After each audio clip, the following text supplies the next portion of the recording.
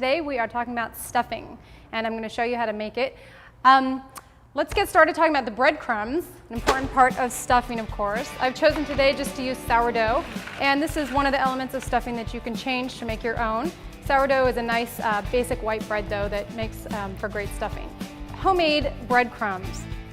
Easily tear apart a loaf like I've done here, just in big chunks like this, and then it goes into the oven to toast them and dry them out. So you can kind of hear they're nice and dry, and they're going to absorb the butter and the broth really well.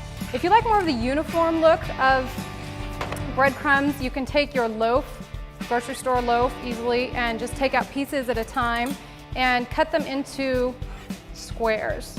And that way you can have what may be to you a traditional looking stuffing filling, and then these get toasted as well. So that is our breadcrumbs, breadcrumbs 101. Melting 1 stick of butter, unsalted, we'll salt later. That salted butter tends to have additional saline in it. It's not the freshest, not the best choice. I'm gonna scrape off, you don't wanna waste a thing. Some recipes might call for 1.5. I tend to get it to about 1 stick, and we're thinking about serving for 10 to 12 people and going in a turkey that's about 12 pounds to 14 pounds. So as this melts on medium heat, let's talk about what goes into this traditional stuffing. Celery, mushrooms, onions, and then herbs of your choice. Today I had some fresh sage out of my garden, so that's what I'm choosing to use. If you don't have access to fresh herbs, you can use dry herbs just the same.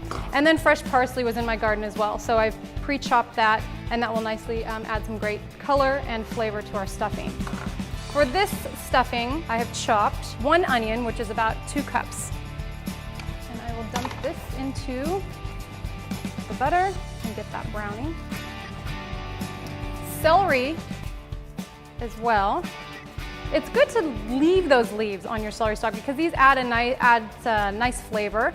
And celery is great because it adds a earthy, nutty flavor to your stuffing. So slice down the middle, make these pieces little. Honestly, when you bite into stuffing, you don't want to taste like a big crunch of celery. So you want to make them fine and slice away into little pieces. So this is our celery here. And that is about 1 cup celery, or 4 stalks. This is really approximate. If you want to go with specific amounts, that's fine. If you don't like celery, cut back on the celery. If you really like celery, add celery. If you don't like yellow onions, use white onions. It's really all going to come out the same. Mushrooms, to add a nice nutty, meaty flavor. Keep the stalks with the mushroom because those tend to have the most flavor. The head of the mushroom has good flavor, but the stalks are pretty meaty and add that really distinct mushroom flavor. With all that in, we want to start absorbing the butter, getting them sauteed. I'll crank up the heat a little bit now. And just stir.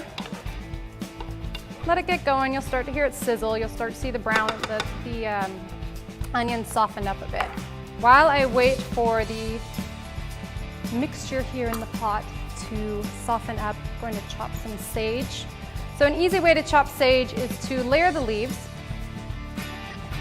And this is really similar for basil too. You'll layer the leaves, stack the leaves, and then roll them up into a little roll, and then hold it and slice it down.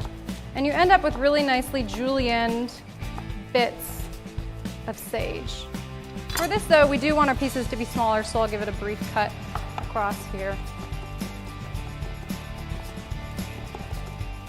so that the pieces are small. And you can estimate about 1.5 teaspoons of sage.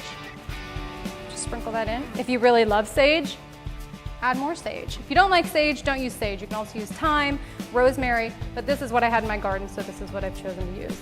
Parsley, an easy chop. I'd say a couple tablespoons, and this just adds some really nice flavor and color of freshness to the stuffing. With all that butter, it's nice to have a little bit of freshness with your stuffing. We have our seasoned turkey here, and we are ready to stuff.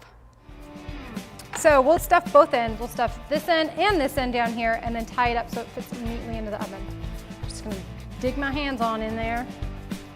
And when you're stuffing, you want your bird to be room temperature and you want the stuffing to be room temperature. And again, when we're working with raw poultry, we just really want to be aware of the fact that it can carry bacteria. So if you have things at the right temperature, you can really avoid that. So don't pack it in, just put it in there loosely. If you pack it in, it will not get as hot as you need. And again, you can get that salmonella. So pack loosely in to the edge here. And what I tend to do is then take a heel of the bread that we used for the stuffing and kind of fit it to the size of the cavity of the turkey. And that allows to create a closure so the stuffing won't fall out in the process.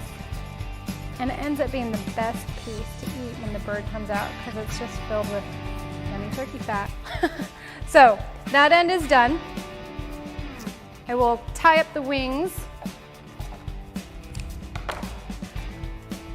so that we can work the other end. So just a knot with some butcher string, twine is fine, whatever you have. Just tie a knot on one leg. And the idea is to just get both of the legs pulled together, wrap it around the other one, pull it tight, wrap around the other, just a little knot to tie it. And then that will just snip off when the turkey's roasted. Okay, so flipping the bird around, we have another area up towards the neck where we can fill with stuffing. You generally can't get as much in here, but we can get probably a good handful that will be worth it in the end. You'll start to see that this extra skin will start to balloon a little bit, and that's when you know you're close to full. Okay. The extra skin at the end works well to be able to tuck it up in there. If you do have pins, you can pin it. If you don't have pins, just make sure it's good and tucked, okay? So this bird is seasoned, it's stuffed. So we have the herbs in the pan that the roasted turkey, or that the turkey will sit on. And these herbs were also part of the stuffing. And so we kind of have this will create some additional aroma and also give a nice bed for the turkey to sit on.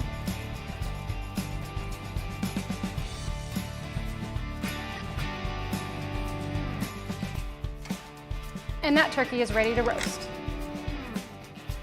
For roasting a turkey, see my roasting video.